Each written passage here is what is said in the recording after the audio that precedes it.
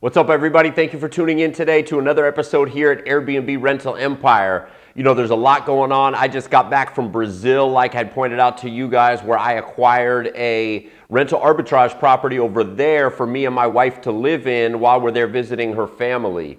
Now, you know, this was for personal reasons, but also as an experiment to see if I could duplicate the business model that I do here in Southern California, if I could duplicate that anywhere, and sure enough, I was able to do so. So today, what I want to talk to you guys primarily about, which a lot of people are interested in, and this is where the whole process is going to start, is how do you find your properties? If you're unable to source your properties, you're obviously not going to be in business doing what I do in terms of Airbnb rental arbitrage, renting properties and then re-renting them out to homeowners. So basically, the process is not overly complicated, but there are some details to it to make sure that you do it right. So the first thing that you have to do is you have to identify the area, obviously, that you're interested in doing arbitrage with. So now all of you guys are going to be in a little bit of a different market, so it's impossible for me to say how that is going to exactly look in your area, but I'm assuming you know how to find out what the property has potential to be worth, what your monthly revenue is expected to be, etc. There's a lot of tools online that you can use for that, and I'll also try and record another video about that in terms of how to analyze the properties, but you have different tools such as AirDNA, VRBO, just to name a few. So those tools are there. So I'm going to assume you know the area that you want to be in, and then how do you find the specific properties? So for me, time is definitely my most valuable asset. I have 15 properties right now. Had to think about it for a minute. I have 15 properties right now, and it's very time consuming, and I need to be conscious of my time and how I spend that. So I can't be dealing with every single property that I reach out to. I need to have that pre-screened ahead of time. Now, this whole process starts with setting up searches on whatever platform it is that you find properties in your area. So in my area, in most areas, it's going to be the same. In my area, primarily, I use Zillow and apartments.com. Those are the two, and Craigslist. I still use Craigslist. I haven't really had any success with it. It seems like there's still a lot of scam artists there, but nevertheless, it's not a lot of extra work for me to basically throw that search into the mix and see if anything comes out of it. So I use Zillow, apartments.com, and Craigslist, like I mentioned. And basically what I do is I set up a saved search in the area that I'm looking for. So I use the map search feature on Zillow. Zillow is primarily where I get most of the properties. And actually, I'm going to say also on realtor.com, there's a lot of properties there as well. But I love the map feature. So with the map feature, I can basically take the geographic general area that I want to be in, and then I can circle that with a map, and I can surround it, you know, in a search area, and then just have properties that come up within that area that fit my criteria. Those are the ones that come up in my search. So basically, I set that up for the price point, the bedroom count, and if there are any amenities that I'm looking for. So in my case, I love to have houses with a swimming pool. It's not a must. But what I've done is I actually set up two searches. So I have one search in the same area with houses with swimming pools, and then I have another search in the same area that is houses without swimming pools, just so that I can kind of see those I can segment those a little bit and see them a little bit differently. And you know, it just makes it a little bit simpler for me because the primary focus for me is the ones with the swimming pool. So once I have that set up, then the properties are going to automatically be emailed to a Gmail account that I've set up just for this purpose. So this is basically a dummy Gmail account that I have, and I'm happy to give somebody else access to it. So that basically all those properties are coming into one email address, and then I also share that email address with one of my offshore VAs, and they're the ones that are doing a lot of the heavy lifting here. So all those properties start going into the email, then my VA puts them into a Google spreadsheet. So I have them neatly in a sheet, one property per line. It has the property address, the bedroom count, the price, the amenities, and the contact information for whoever the representative is, if it's the real estate agent or if it's the owner. So it has name, phone number, email. So I have that all neatly in a sheet so that I can always access that. And it has a link to, when I click on the property address, it's a link to the online listing. So once I have those neatly in a sheet, my VA then takes that same Gmail account that I have, and he sends them an email template that I use, which is my pitch to the owners explaining what it is that I do in terms of Airbnb rental arbitrage. Now, I have that script. It's basically a script. Let's call it the email copy. I have that and I'm documenting it, and I'm going to be having that available on the website here very shortly. But for the purposes of this video, I just want you guys to know. So I have the template email that I send from my Gmail account explaining my situation, explaining who I am, what I do, a little bit about my background, where I grew up. I like to create a little bit of a personal feeling to the owner or to the agent so that they don't think I'm some massive corporation, because I'm not a massive corporation. I'm making a lot of money doing what I do, but I don't consider myself a massive corporation. I'm a slim, small business that operates very efficiently and makes a lot of money, but I don't have a lot of overhead, and I like to keep it that way.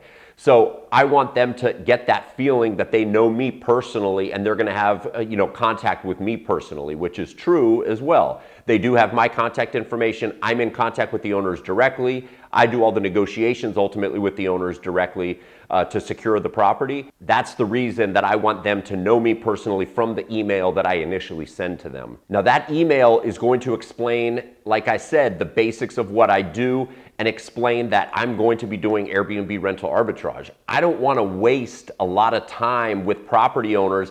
I could write a less direct email and send that to property owners, but I don't want to do that. I want to sift through it. There's no reason. I don't want my time wasted by people that are on the fence or people that aren't going to be accepting of my offer to them. So for instance, there's going to be a lot of property owners, it's just not going to work for them. Typically it's people that if they have lived in the house and they have emotional ties to it, it's their old family house, it's the house they grew up in, it's the house of their parents or something like that.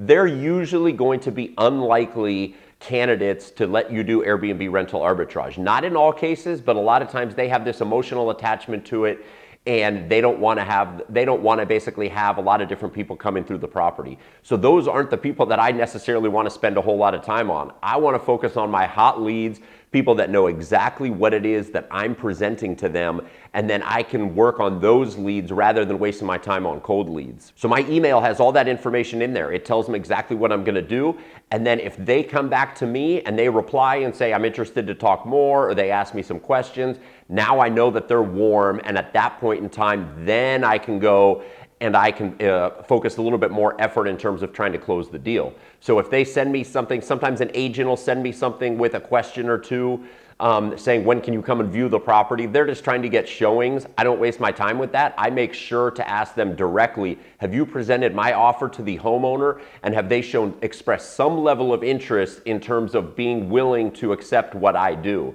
I don't want to go there. I'm not going to waste my time going to a property if the agent hasn't at least presented it to the homeowner to some degree, so that I know there's a chance. Once I know that the property owner at least is willing to listen to my pitch in terms of what it is that I do, that's enough information that I need to move forward and meet them at the property or meet the agent at the property and make my presentation basically in person and let them know exactly what I do and go over some of the details. Now, this is what I do all the time. So I can go, it depends on how many properties are coming on the market that I send emails to, but there's time periods that go by a couple weeks or something like that where I don't even get a warm lead. It doesn't happen that often. Most of the time, I would say once a week, I'm getting at least, one property or two properties of people that are expressing interest in terms of what I do. And then I go from there, and then I can go in and look at the property a little bit closer and see if it's something that I want to move forward with. So for instance, today I was just out of town. As you guys know, I was out of the country for 3 months down in Brazil, securing that other Airbnb rental arbitrage that I did there and hanging out down there, just enjoying life. But as soon as I knew I was coming back, about 2 weeks before, I really put the email machine into high gear, and I had a lot of emails going out so that I could have leads. And so right when I came back, I would have some properties to work on. As I came back just a few days ago, now this morning, I had a warm lead from a property that interested me very close to another property that I have. Actually, one of the most recent properties that I took over maybe 6 months or so ago. But this one's only 5 minutes away from there. The owner expressed some interest. I could tell he's an investor owner, which is exactly what I'm looking for. And I went over there and met him today at the property, and everything looks good with that. So I'm virtually certain we're going to move forward. I explained everything to him. You know, he's a young guy. He also has some other apartment buildings where they do some Airbnb stuff with it, but it's in another part of town. So he doesn't want to do anything with this property specifically in terms of Airbnb, but he's fully comfortable with it. So this is exactly the kind of person that I like to work with. They're, you know, they have an investor mindset, and they have a mindset to make money, and they're familiar with Airbnb and aren't scared of it. So now I just got back from Brazil. I have a warm lead that looks like it's going to turn into the next deal. And this is the overall process in terms of how I do it. There's nothing magical in terms of what I do to source these properties. It's just a numbers game. It's sending out a lot of emails, getting a lot of replies. It depends, you know, when I say a lot of replies, I don't get a lot of replies, but I get a fair amount of replies of properties, usually properties that are really beat up and they're having a hard time renting. Those are the ones that are interested. Most of the time they say, oh yeah, I'm interested in renting to you, and you pay a premium on the rent. But the reality is that I don't really want those properties anyways, because I don't own them, so I'm not going to be doing a major amount of work on them. So I hope you guys like this video, because this is how I source my properties here at Airbnb Rental Empire. And I want to show you guys exactly what it is that I do so that you guys can build an Airbnb Rental Empire as well. And thank you very much for tuning in. I really appreciate it. I hope you guys come back. If you haven't already subscribed, I'm going to be having a lot more information for you guys here in the very near future. Thanks for watching.